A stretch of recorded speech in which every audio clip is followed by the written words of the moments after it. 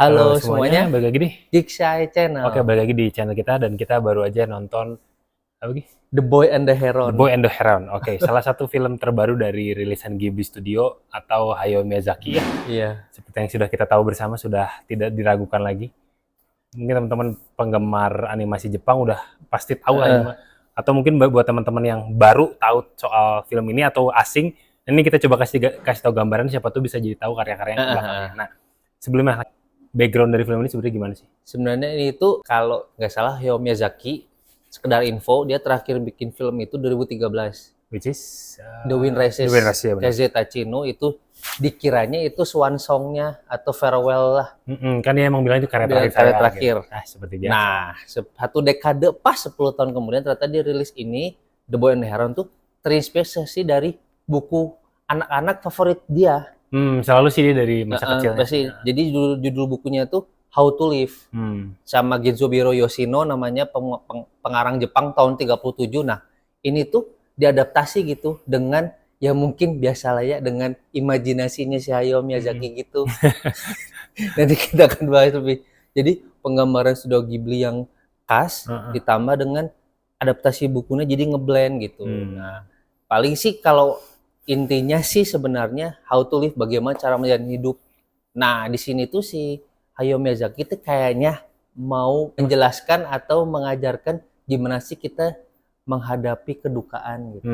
Nah, di sini itu tokohnya itu dari sudut pandang si The Boy itu si Mahito namanya, yang kalau diterjemahkan ke Indonesia artinya tulus kan di sini. Mahito, oh Nah, iya. itu kan. Nah, jadi kayak di sini tuh karakter si boynya ini tuh bocah yang tulus gitu, keras sih, tapi setiap yang dia lakukan tuh selalu tulus gitu. Nah, di sini tuh sebenarnya saya juga bingung ini, dia itu dapet sidekick atau sebenarnya kayak love and hate relationship gitu ya, Iya. sama si burung heron ini. burung heronnya gitu. Nah, di dua makhluk itu bersinergi, bekerja sama untuk melewati kedukaan ini gitu dengan caranya masing-masing, khususnya kita sudut pandangan dari si Mahito. Settingnya itu ya lagi tinggi-tingginya Perang Dunia Kedua ini. Sebenarnya kalau kita boleh bilang universe, sebenarnya satu universe sama The Wind Rises teh. Cuma bedanya kalau The Wind Rises si pencipta si pesawat terbang Mitsubishi Zero itu. Nah, ini tuh pabriknya. Gimana ya cara nyebutnya? Jadi Iya. Di sini ada kaitannya dengan proses pembuatan si pesawat The Wind pesawatnya Rises. itu. Karena memang dia dulu tuh Hayao Miyazaki itu suka dengan yang terbang-terbang gitu. Nah, makanya di sini juga lucu. Semua karakter sidekick-nya dia ngambilnya. Nah, ini saya juga bingung. Dia ngambilnya kenapa harus dari unggas gitu. Apakah itu salah satu kecintaan dia dengan aviasi gitu kan. Jadi dia juga ngambilnya burung-burung yang bisa terbang gitu kan. Nah, ini tuh sebenarnya gimana ya? Agak trippy sih. Secara storytelling ya dengan khasnya Ghibli ya. Maksudnya dengan ini kalau bahas agak secara teknis, animasinya khas Ghibli dengan gaya yang lebih mutakhir menurut gua. Ada sentuhan-sentuhan 3D-nya, ya nggak sih? Iya, ada pasti gitu. Jadi dia ngambil perspektifnya juga dengan 3D. Dan detail gestur udah nggak usah diomongin lagi. Detail gestur udah Ghibli banget. Nggak usah dibahas lagi. Sama api di sini, penggambaran apinya ada bisa sih. Oh, dan dibuka dengan cukup epic sih. Maksudnya langsung captivating gitu. Di awal langsung captivating. Walaupun kalau gue boleh bilang, secara umum plotnya di pertengahan tuh agak slow. Agak berat kok ngikutin dia. Berat, sampai ya bisa dibilang ya cukup dragging juga lah. Durasi itu berapa lama lagi? Kayaknya kalau ngelihat tadi beresnya berarti kira-kira 2 jam 10 menit lah. 2 jam 10. Nah, dan tadi kalau kita ngomongin animasi, gaya penceritaannya tetap dengan Ghibli, walaupun menurut gue makin kesini Ghibli secara penceritaan semakin kompleks. Iya, jadi kompleks. Layer metaforanya jadi makin banyak dan personal. Jadi personal. Nah, itu jadi kayak agak-agak ini teh ngomongin apa sih gitu. Makanya kita harus agak lebih dalam. Makanya tadi gue baru tahu fakta yang tentang buku itu, tentang How to Live. Jadi kita tahu, oh ternyata kita jadi bisa ngaitin sama aspek kedukaan. Oh, ternyata gitu. Dan di sini muncul ada multi tafsir ya jadinya. Ini teh dunia. Sebenarnya mungkin di beberapa film Ghibli lain muncul juga ada pemikiran seperti itu multi tafsir ya. Di sini apakah ini teh dunia teh emang beneran ada atau di sini teh imajinasi si Mahito gitu. Cuman ya itu tadi dibiarkan penonton dibiarkan berasumsi gitu. Iya, dan di situ memang jadi menarik sih, walaupun ya tadi sih dari awal sebenarnya, dari awal ke sampai akhir tuh trippy banget ya. Trippy. Dan bisa dibilang ini juga kayak ada refleksi pribadi beberapa karakternya juga, bisa dibilang menggambarkan sosok si Hayao sendiri. Jadi kayak di sini itu dia menceritakan dirinya juga gitu. Ada jadi, unsur kayak gitu. Ada unsur kayak gitu. Jadi kayak wah, banyak layernya, bener kata Dega. Dia tuh emang lagi mau meneruskan ke anaknya apa gimana? Nah, kalau ngelihat itunya sih, dia mau meneruskan tongkatnya ke anaknya gitu. Karena kan kerja dia Isao Takahata kan udah pergi meninggalkan dunia ini yang bikin Grave of the Fireflies kan. Jadi dia paling mungkin ya udah kasih kesempatan lebih muda. Nah, di sini tuh mungkin salah satu cara untuk transfer ilmunya itu lewat karya gitu. Ini loh, kalau gue bikin karya personal tuh kayak gini gitu. Iya, dan lagi-lagi sih didukung dengan timnya, khususnya musiknya sih itu Jo Hisaishi. Aduh, kena pisan itu.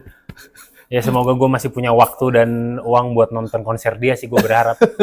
Jadi di sini tuh tim suksesnya yang dulu bikin sering sama dia dipakai lagi tuh. Walaupun dengan tadi benar kata Dega makin kompleks karena dulu kan ya jujur ya, dulu film-filmnya Miyazaki-san kan fantasi ya.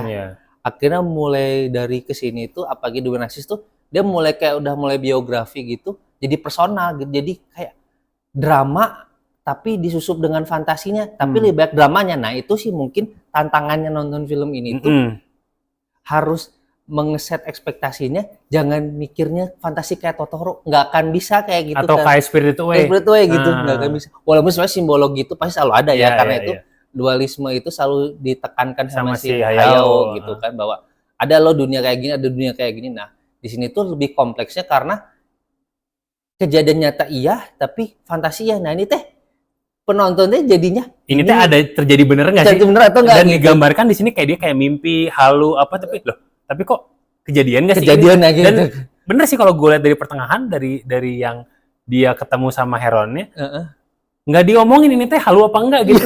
Pingsan, udah gitu bangun jalan lagi ceritanya gitu kayak. Tiba-tiba kayak istilahnya kayak lu kalau pernah dia tuh menggambarkan kayak mimpi tuh kayak kadang kita tenggelam gitu, digambarkan secara visual gitu kan, jadi kayak gitu-gitu.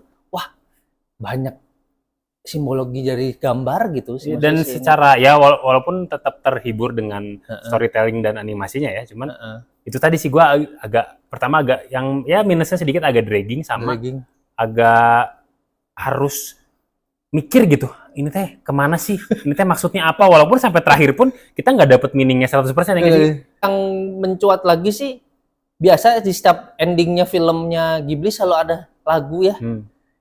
Kalau yang dulunya lagunya Yumi Arai itu si The Wind Rises, Hiko Gumo, sekarang lagunya Spinning Globe, keren Spinning sih. Globe. Tadi gue langsung googling yang nyanyi. Yang nyanyi yang lagu di Chainsaw.